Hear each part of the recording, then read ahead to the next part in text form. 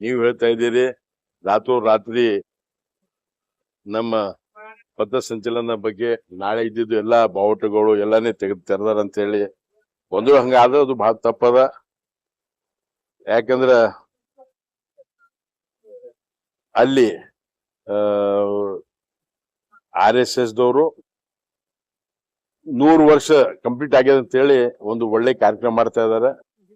ಅದಕ್ಕ ಅಲ್ಲಿ ತಹಶೀಲ್ದಾರಿಗೆ AC-ಗೆ DC-ಗೆ ನಾನು ಆಗ್ರಹ ಮಾಡ್ತೀನಿ, ಇಂಥ ಕೆಲಸ ಮಾಡಬಾರದು.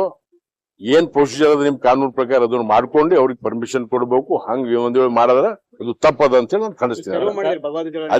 ಅದು ಧ್ವಜ ಎಲ್ಲ ತೆರವು ಮಾಡಿದ್ ನೀವ್ ಹೇಳಿಕತ್ತೀರಿ, ನನ್ಗೆ ಗೊತ್ತಾಗ್ಯದ. ಅದು ತೆರವು ಮಾಡಿದ್ದು ಖಂಡನೆ ಮಾಡ್ತೀವಿ, ಅದು ತಪ್ಪು ಮಾಡ್ಯಾರ, ಹಂಗ ಮಾಡಬಾರದು. ನಾಳೆ ಯಾವ ಚಿತ್ತಾಪುರ ಕಾನ್ಸ್ಟಿಟ್ಯೂನ್ಸಿ ಮತ್ತ ಯಾರ್ದದ ಅವ್ರು ಹೇಳಾರ್ದೆ ಒಂದು ಕಡ್ಡಿ ಆಗ್ಯಾರ್ತದ ಅಲ್ಲಿ. ಅವ್ರು ಇರ್ಬೇಕು, ಡೈರೆಕ್ಷನ್ ಅವ್ರಿಗೆ ಏನಾರ ಇರ್ಬೇಕು. ಯಾಕಂದ್ರೆ ಇನ್ನ ಕಾನೂನಿ ಆಗಿಲ್ಲ ಅದು. ಪರ್ಮಿಷನ್ ತಗೋದು ಆದ್ರೂ ಇಲ್ಲಿ ಪರ್ಮಿಷನ್ ಅಪ್ಲೈ ಮಾಡಿ ಅಂತ ಈಗ ಅಧ್ಯಕ್ಷ ಪ್ರೆಸ್ ಮೀಟ್ ನಾಗ ಹೇಳಿಕತ್ತಿದ್ರು. ಅವ್ರು ದುಡ್ಡು ಕಟ್ಟ್ಯಾರ, ಇದು ಮಾಡ್ಯಾರ, ರಾತ್ರಿ ಧ್ವಜ ತೆಗೆದ್ರೆ ಇದು ಸರಿಯಲ್ಲ. ವಾತಾವರಣ ಖರಾಬ್ ಆಗ್ತದ.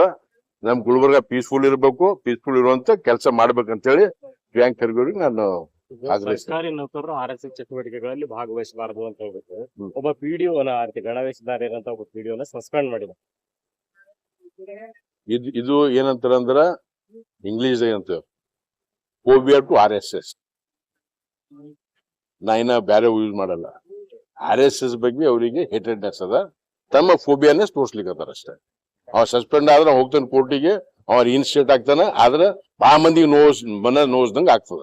ಇಂಥ ಕೆಲಸ ಆಗ್ಬಾರ್ದು. ಯಾಕಂದ್ರ ಇಲ್ಲಿ RSS ದಾಗ ಇರೋರು ಬಹಳ middle class family, lower middle class family, ಬಡತನದಿಂದ ಬಂದವರು. ಒಬ್ಬನಿಗೆ ಹಿಂಗ್ ಸಸ್ಪೆಂಡ್ ಮಾಡಿದ್ರೆ ಕೋಟ್ಯಾಂತರ ಜನರಿಗೆ ನೋವು ಆಗ್ತದ. ನೋವು ಮಾಡುವಂತ ಕೆಲಸ ಮಾಡಬಾರ್ದು.